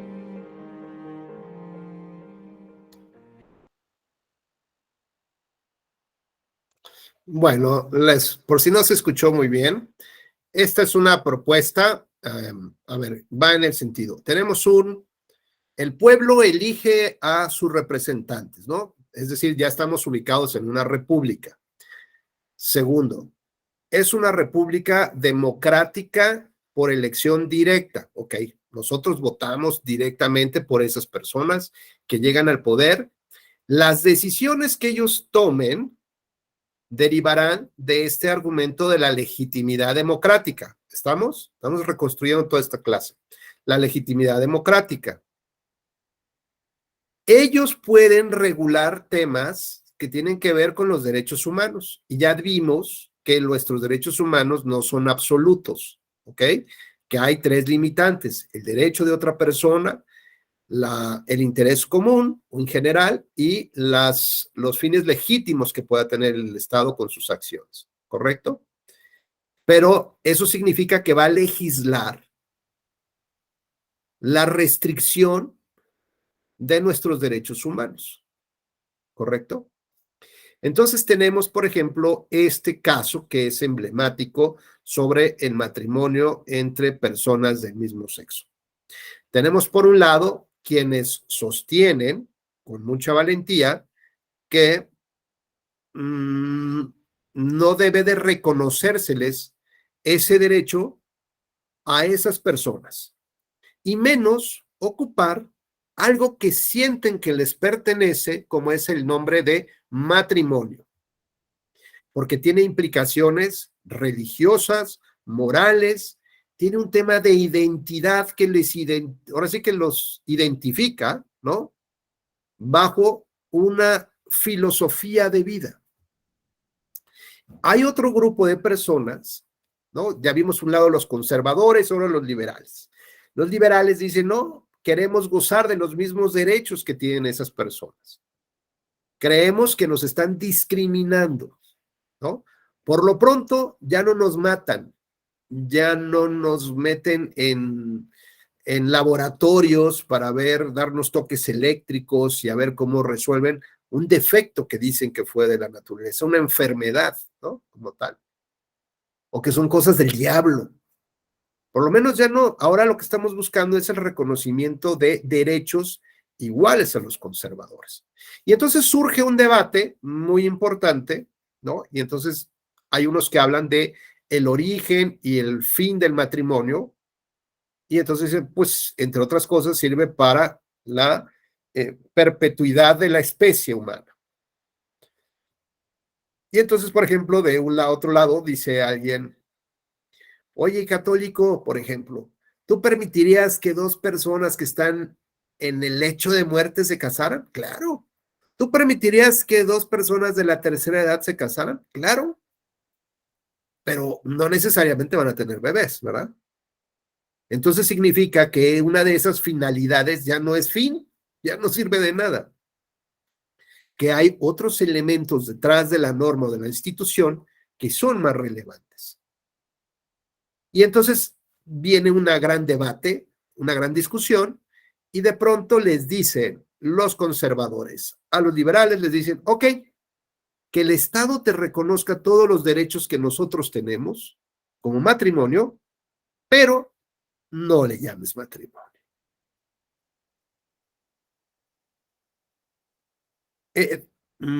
¿Alguien que quiera participar? 2 personas, 3 máximo, 4 pues. Lenin por un lado, ¿quién más? Primero en tiempo, primero en derecho. Lenin, ¿quién más? Beto, gusto saludarte otra vez, Alberto. ¿Quién más? 2 más. La voz de las mujeres, venga, venga, venga. Que se dejen sentir. Ándele, Sandy. Su micrófono, el viejo truco del micrófono, esa ya me la sé. ¿Alguien más? Venga, Naide, anímese, anímese. ¿No? Necesitamos representación femenina, venga, por favor. Edith, Silvia, Ilse, o ya se fueron a cenar y nos abandonaron aquí. Bien, Naide, ya, aceptó Naide. 3. Silvia, ¿usted también? ¿También va a participar? Sí, perfecto. Bueno, ya son 4. Entonces tenemos, en un equipo tenemos a Lenin y Alberto, que son ultraconservadores, ¿de acuerdo? Y ustedes van a pelear porque no deben de llamarse matrimonio a la relación entre personas del mismo sexo, ¿de acuerdo? ¿Quién arranca, Lenin o Alberto? Opiniones muy concretas, por favor. La pone difícil, doctor, pero era, sí, era porque yo iba al otro lado, o sea, mi opinión iba a ser del otro lado. Pero bueno, en este juego de ser conservador, utilizaría el viejo recurso de los conservadores que dicen, bueno, está bien, o sea, por tema de derechos y por tema de aconfesionalidad del Estado, o sea, vamos a permitir que se asocien personas del mismo sexo, pero no lo llamaremos matrimonio, solo se reconocerán como las obligaciones y derechos que se tienen en el matrimonio, pero que no se llame matrimonio, pues, asociaciones civiles, porque para nosotros no es un matrimonio, mientras no sean con la finalidad de la procreación, ¿no? Ok. Entonces, pues sí, que se casen, ¿no? Pero no se llamen matrimonio, ¿no? Asociaciones ahí, ¿no? Que conste que no lo pienso ni lo digo yo, o sea, es como parte del ejercicio Sí, del doctor. Quedó claro, quedó claro. Bueno. Naide, ¿qué opinas ahí al respecto? ¿Tú eres completamente liberal? defiendes un grupo ahí de personas que están buscando el matrimonio. Sí, bueno, yo creo que a final de cuentas el derecho que tengan las personas para tener una unión en la cual van a generar derechos es totalmente válida. Actualmente, pues el matrimonio entre hombre y mujer genera derechos, por ejemplo, en la seguridad social, que es decir, el hombre trabaja o la mujer trabaja y puede afiliar a la seguridad social a su pareja. Entonces, en ese punto, a mí me parece algo completamente equitativo e igualitario el hecho de que una persona pueda afiliar a otra en razón de su vínculo matrimonial, independientemente de la inclinación sexual o el sexo de la persona. Oye, Naide, pero aquí lo que nos dice Lenin es, está bien, asóciense, les vamos a reconocer los mismos derechos, pero no se llamen matrimonio, pónganle el nombre que quieran. Pues, o sea, todo lo que tú dices tiene razón, es una buena conquista, son buenos argumentos, pero cámbienle el nombre. No, pues es que yo creo que la nomenclatura que tenga al final, si el efecto va a ser equiparar los derechos y mantener una igualdad, yo creo que la nomenclatura resultaría irrelevante en el tema. Y el llamarle Híjole, matrimonio. Naide, que no te oigan tus agregados porque ya te van a cancelar el contrato. Si eso es lo que están buscando, ¿no? Digamos, el reconocimiento, no solamente en términos de ley, están buscando el reconocimiento social, ¿no? Decir, te presento a mi esposo, a mi esposa, y lo que ello implica en el contexto social, y no solamente claro, el tema legal es muy, muy importante, pero me parece que hay un ingrediente aquí del trato social, ¿no? Pero muy bien, vas muy bien, Aide. Alberto, por favor, tu opinión de cómo defender que no se llame matrimonio. Buenas noches a todas y a todos. Yo recuerdo por ahí algún argumento que iba muy enfocado a que directamente de la palabra decían que matrimonio venía de madre y que entonces yo me voy más de ese lado, que pues no podemos tener más que una madre en una pareja, podríamos señalarlo, algo así señalaba, algo así decía, y pues como el fin del matrimonio, yo sigo siendo de los tradicionalistas, es la perpetuidad de la especie, pero de manera natural. Entonces, como no se va a poder lograr con la unión de dos personas del mismo sexo, pues no podemos llamarlo matrimonio. Igual coincido aquí con mi compañero conservador Lenin, póngale como quieran, pero matrimonio no, la palabra matrimonio está destinada y exclusiva para un hombre y una mujer.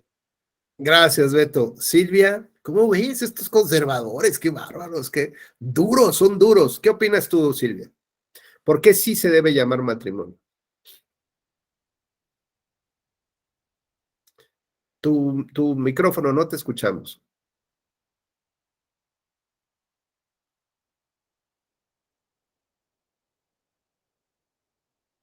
Bueno, ¿ahora sí me escucha? Sí, adelante, Silvia. Gracias. Bueno, primeramente, el matrimonio no es una institución privada para cierto tipo de personas, para cierto sector de la sociedad. El matrimonio debe aplicarse cuando cumple los requisitos y los objetivos que la institución civil establece. El llamarle de otra forma al vínculo establecido entre dos hombres o dos mujeres que desean formalizar su relación sería un acto discriminatorio y eso está prohibido por la Constitución de nuestro país y por los tratados internacionales. Entonces, les guste o no les guste, la relación contractual entre dos hombres o entre dos mujeres debe llamarse matrimonio. Punto. Ok. Bueno, ¿y qué pasaría, por ejemplo, si tuviéramos un argumento, por ejemplo, que nos dijeran los liberales, en el sentido de que esta discriminación que han sufrido este tipo de personas deriva justamente del propio Estado, porque el Estado fue el impulsor de un tipo de relación, en esta fusión, ¿se acuerdan con estas ideas religiosas esta idea de la unión entre religión y gobierno, ¿se acuerdan, no? Lo que decía Morelos, la iglesia, la religión católica debe ser la oficial. O sea, cómo estaba vinculado, cómo se vincula todavía el poder de hecho, el poder físico con el poder ideológico. Y entonces argumentos, por ejemplo, también en contra tendríamos de los conservadores, ¿no? Este mismo argumento en el sentido de que el Estado, si regulara de esta manera y permitiera que también se llamara matrimonio, pues entonces estaría fomentando la homosexualidad o las relaciones de este tipo, ¿no? El asunto que nosotros estamos presentando, y que por cierto les agradezco mucho su participación, muy interesantes comentarios, el tema va en que, como ustedes podrán notar, vamos a encontrar dos posturas que no pueden construir puentes.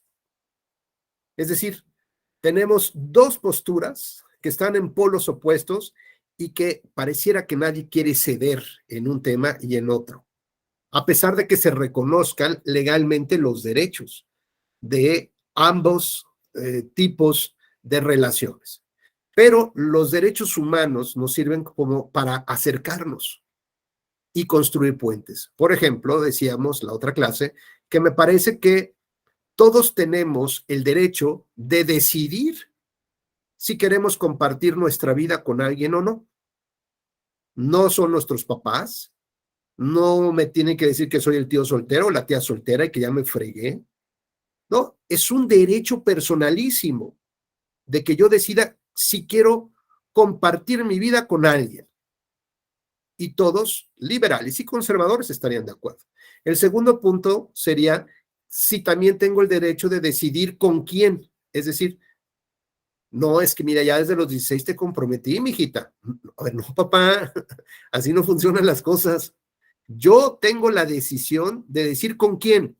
Y el con quién es un hombre o es una mujer o es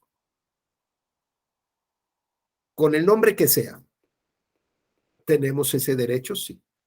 Entonces, ¿por qué no podemos encontrar este acercamiento natural? Pues porque se nos ha olvidado la parte final del video. Tenemos el Estado regula una posibilidad, el Estado regula la otra posibilidad, pero nos falta un factor en esta ecuación. Y es que normalmente la sociedad no voltea a ver el tipo de Estado que quiere tener.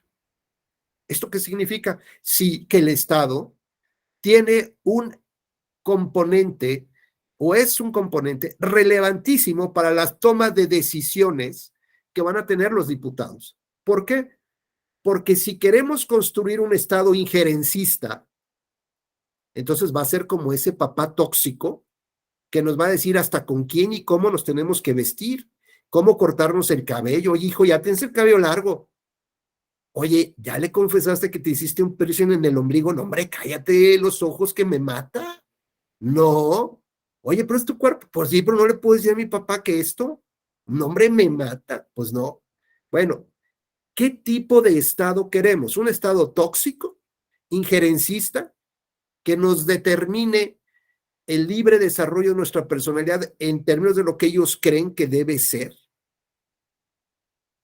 ¿Cómo debe ser nuestra relación? No, yo no quiero eso. Ah, entonces lo que quiero es un estado de libertades. Y el estado de libertades implica un compromiso adicional del Estado.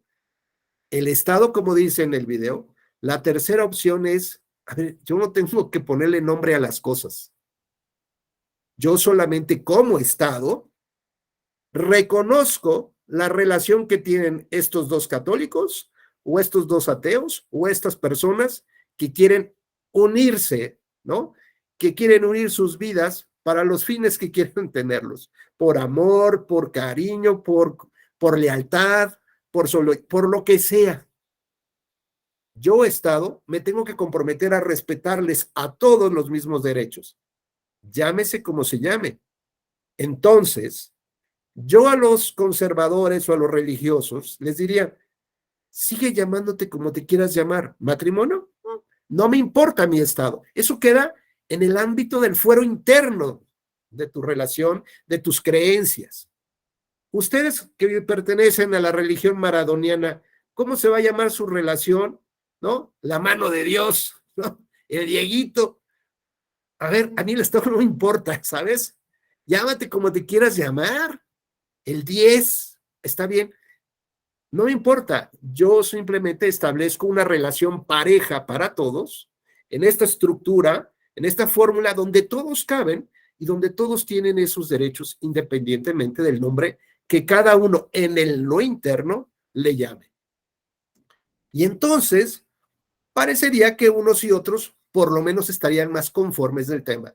Pero ojo, lo que estamos haciendo es voltear a ver otro elemento que normalmente olvidamos, que es el tipo de Estado que como mexicanos queremos construir.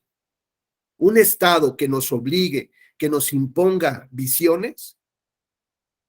Un Estado que determine hasta cómo tengo que cortarme el cabello, cómo vestirme, cómo comportarme. Un Estado que me diga, es que porque te vestiste con minifalda te violaron. Es que tú eres la culpable de que los hombres te hagan esto. Pues no. ¿Qué tipo de Estado queremos como sociedad mexicana? La verdad es que nunca nos hemos preguntado. Hay varios modelos de Estado. Un Estado de libertades, pero ojo, ustedes saben que la libertad implica un gran riesgo, un gran compromiso, la libertad. Y en esta pregunta, Jesús, antes de darte el uso de la palabra, bueno, adelante Jesús, y luego ya retomamos ahí. Adelante, por favor, Jesús. Jesús Baena. Gracias, maestro. Porque quiero hacer una precisión retomando su comentario bastante interesante. Gracias. Porque casualmente, y soy apartidista, evidentemente, estoy en un órgano jurisdiccional, pero casual, como parte de la población LGBTIQ+, que orgullosamente me autoescribo como una persona no binaria, casualmente con los gobiernos de Morena, en los congresos se ha avanzado sustancialmente en la aprobación del matrimonio igualitario de algunos años para acá. Entonces, eso es una realidad. Y los pocos legisladores y legisladoras de Morena en todos los congresos han estado impulsando estas iniciativas, y la verdad es que en temas de nuestra población, lo más que hemos alcanzado es matrimonio igualitario en el ámbito local, porque en el federal no hemos avanzado, y en materia de ley de identidad de género, de igual manera, se ha estado avanzando poco a poco. Todavía tenemos ahí por ahí de 20 legislaciones locales que reconocen la identidad de género, pero los estados conservadores como Aguascalientes no ha querido, aunque la Suprema Corte de Justicia de la Nación le ordenó, bueno, ya se puede casar las personas del mismo sexo en Aguascalientes, pero porque ya hay una declaratoria de la Suprema Corte, aunque el código sigue estableciendo que es la unión entre un hombre y una mujer, pero no hay voluntad del gobierno panista de reformar el código, y mucho menos de aprobar una ley de identidad de género en esta entidad. Entonces, tiene muchísima razón, porque al final las legislaciones son reflejo de quienes legislan, y esas personas que legislan son un reflejo de la sociedad, y eso también es bastante interesante, que yo nunca lo había visto desde ese punto de vista. Muchísimas gracias. Gracias, Jesús. Pues fíjate que, o sea, estoy de acuerdo contigo en una parte, pero en otra me gustaría que las cosas fueran diferentes. ¿En qué sentido? En que tenemos gobiernos de mayorías, lo que decíamos, la legitimidad democrática a veces está construida su mayoría de manera artificial. ¿Y esto qué pasa? ¿Qué pasaría si cambian los elementos de la fórmula, ¿no? Donde ahora tuviéramos congresos llamados conservadores, ¿no? Donde tuviéramos una integración de la Corte conservadora. Por ejemplo, lo vimos con las últimas sentencias en Estados Unidos, donde dejan a los estados la posibilidad de regular los temas relacionados con el aborto. Aquí el tema, por ejemplo, que me preocupa es por qué la Corte tiene que ordenarle a los estados, ¿sabes? O sea, a lo que voy es, hablamos de un tema de un estado soberano, y el estado soberano atiende, digamos, a su comunidad. Y hablamos de una filosofía comunitaria. Me preocupa y me ocupa la gente que tiene la misma forma que pensar que yo, que viste como yo, ¿no? Que habla como yo, que se ve como yo, porque eso es parte natural del ser humano. Por eso, por ejemplo, en Estados Unidos no permitían que las personas de color o afrodescendientes se sentaran en el mismo restaurante que los blancos, porque es un tema de comunitarismo. O sea, es algo natural al ser humano y a las familias, a los grupos, porque así funciona el ser humano. El tema en concreto es que no debemos de depender, Jesús, de las construcciones de mayorías para la defensa de nuestros derechos o para el reconocimiento de nuestros derechos. Esto es, lo que requerimos es voltear a ver a un socio estratégico que siempre está como galletita de jengibre, ¿no? Haciéndose un ladito, que no le toquen los guamazos, pero en realidad lo que tenemos que pensar es qué tipo de Estado es el que la sociedad mexicana requiere. ¿Un Estado de libertades? Si me dicen que sí, bajo estas premisas de los derechos humanos, ello implicaría, por ejemplo, que el Estado reconociera una relación de 3, 4, 5 o 6 personas, que reconociera el poliamor. ¿Por qué no? Pues yo, ¿por qué tengo que establecer que el amor, el matrimonio, debe ser de 2? ¿Quién dice eso? ¿Dónde dice eso? Porque entonces, ahora resulta que los liberales, ¿no? Que dicen, no, espérame, aquí de 3 no, nada más de 2. O sea, que sea entre 2 hombres, 2 mujeres, pero nada más 2. No pueden ser 3 ni 4. ¿Y por qué no? Ahora resulta que salieron más conservadores que los otros conservadores. La libertad que nosotros queremos y le exigimos al Estado representa riesgos, pero representa madurez. Representa asumir un rol dentro de la sociedad. Eso es lo relevante. El asunto es que siempre hemos dejado que alguien haga las cosas por nosotros.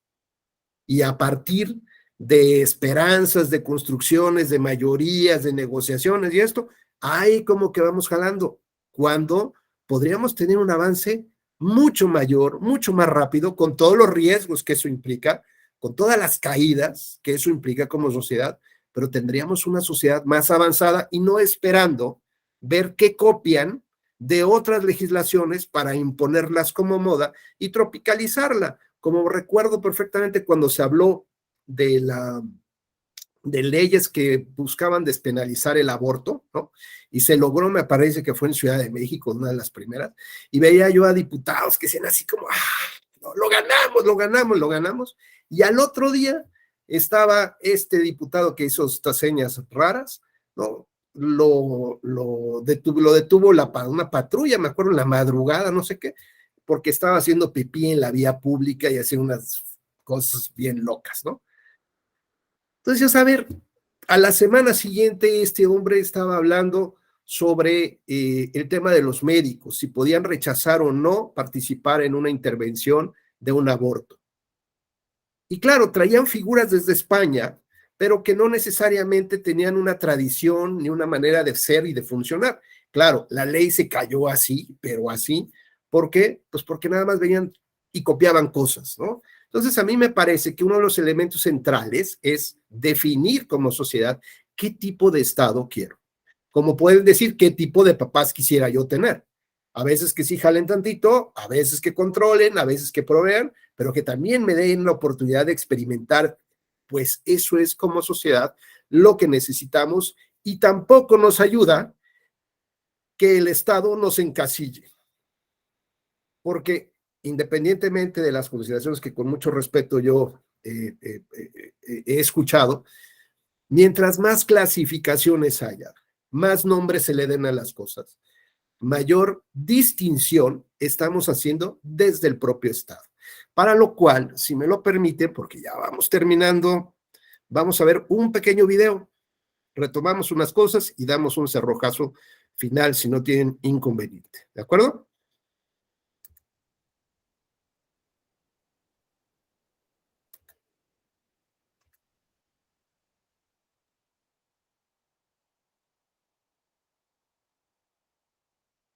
Oh, perdón, me equivoqué. Ahí voy otra vez.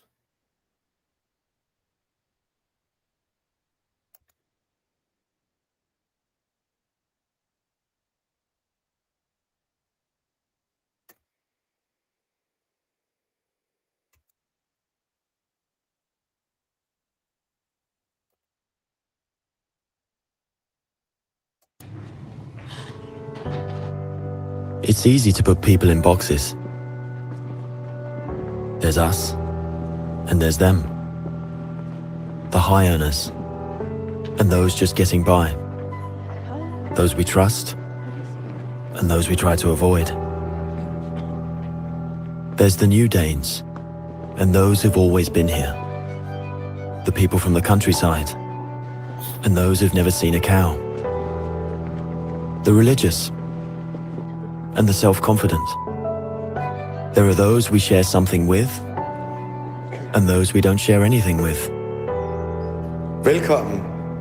Jeg kommer til at stille jer nogle spørgsmål i dag. Nogle af dem kan godt være lidt personlige, men jeg håber, I vil svare ærligt på dem. Hvem herinde i rummet var klassens klovn?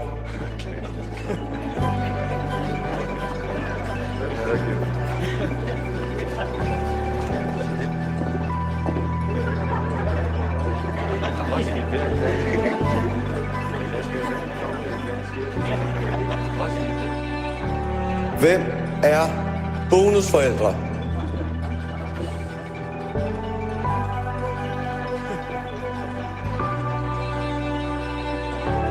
And then suddenly, there's us.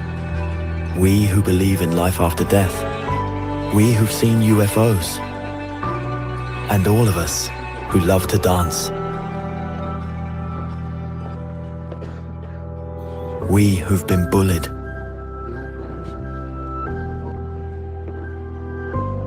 And we who've bullied others.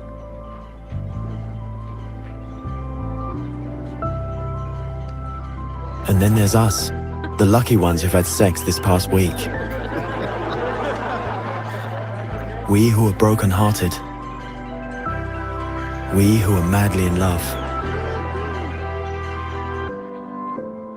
We who feel lonely.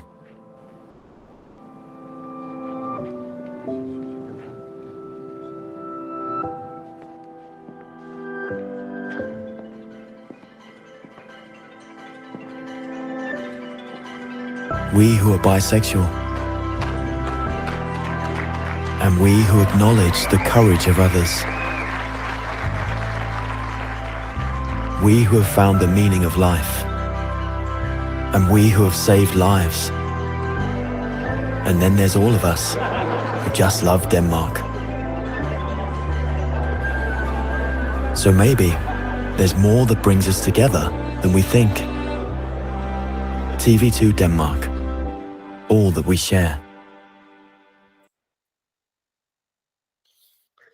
Bueno, pues ojalá les haya gustado este video, que lo que trata de mostrarnos es que no podemos estar encasillándonos nosotros mismos, ¿no? Que tenemos más cosas que nos identifican, que nos unen, que cosas que nos dividen, ¿no? Por eso es que el tema de las clasificaciones a mí no me gusta, nunca me ha gustado, pero lo importante es que esta charla termina tornándose en favor de la comunidad, de la ciudadanía, donde tenemos que estar más unidos, tenemos que ser más solidarios, ser más empáticos por el de enfrente, porque, insisto, hay más cosas que nos unen que las que nos dividen. De esta manera es, creo yo, de las pocas posibilidades que tenemos para hacer frente a lo que es el ejercicio arbitrario del poder. Tenemos posibilidad de reencontrar los espacios que hemos perdido para poder hacer o decirles, por ejemplo, generar este eco que buscamos a los partidos políticos, a sus dirigentes, para señalarles que la sociedad es la dueña de los partidos, que se requiere que tengan elecciones primarias para poder tener a los mejores candidatos para que se comprometan finalmente con quien los está legitimando en el poder y no dejar otra vez este espacio para que lleguen otros a pisotear esta soberanía, esta dignidad de las personas. Y por eso necesitamos voltear a ver como sociedad unida qué tipo de Estado necesitamos. De lo contrario, vamos a encontrar que los actores políticos en este escenario de la democracia representativa se encuentre totalmente fraccionado. Por un lado, las autoridades electorales, Por otro, los actores políticos que quieren servirse de las autoridades electorales y de las autoridades electas para proteger el sistema de partidos políticos, que insisto, es muy importante porque son uno de los pilares que sostiene justamente el tema de la democracia, enferma o no, fuerte, rebosante, magra, enferma, débil o pobre. Es un indicador el sistema de partidos políticos de lo sano que se encuentra o no nuestra democracia. Es un indicador el nivel de confianza y de percepción de que las cosas en México no se hacen de manera corrupta en términos de justicia, como ya vimos en World Justice Project, por ejemplo, donde México ocupa de los últimos 4 o 5 lugares de la lista, porque no hay confianza en que ese juez que está hasta el final de la vía para abrir la puerta hacia bienvenido a la democracia y al estilo de vida que piensas vivir, por el cual has estado luchando, pues resulta que ese juez no tiene la independencia suficiente para mantener vigentes tus derechos humanos. De esta manera, si no tenemos un sistema electoral unido, integrado, impulsado desde la ciudadanía, pues lo que tendremos es fracturas. Y ya saben que en cada una de estas fracturas, evidentemente, llegará alguien que asuma el poder y el control de todas las cosas. Pues hasta aquí mi participación. Ojalá esta charla, más allá de describir lo que se encuentra en la ley y que ustedes lo pueden ver, pues les hayan interesado estas reflexiones ya de un perro viejo, como dicen, sobre lo que piensa de la democracia, los retos que tenemos enfrente y sobre todo qué es lo que se encuentra en juego justamente no en cada proceso electoral, sino todo el tiempo de manera constante y permanente. Pues no sé si hasta aquí tenga alguien alguna duda, algún comentario, con gusto vemos si lo podemos resolver y si no, pues aquí cerraríamos nuestra charla del día de hoy. ¿No? Bueno, pues, estimadas amigas y amigos, muchísimas gracias por compartir conmigo estas 4 horas, estas 2 jornadas, y desearles que pasen muy buena noche. Recordarles mi comercial en redes sociales, que me encuentran como @RubénBecerra, RB de Victoria, donde seguimos haciendo comunidad. Y deseo que tengan una excelente noche y estoy seguro que nos volveremos a ver a la vuelta de la esquina. Muchas gracias. Gracias, Jesús. Al contrario, muy buenas noches. Lalo, gracias. Descansen. Naide. Muchas gracias a todos los que participaron. Eugenio, Sandy, gracias.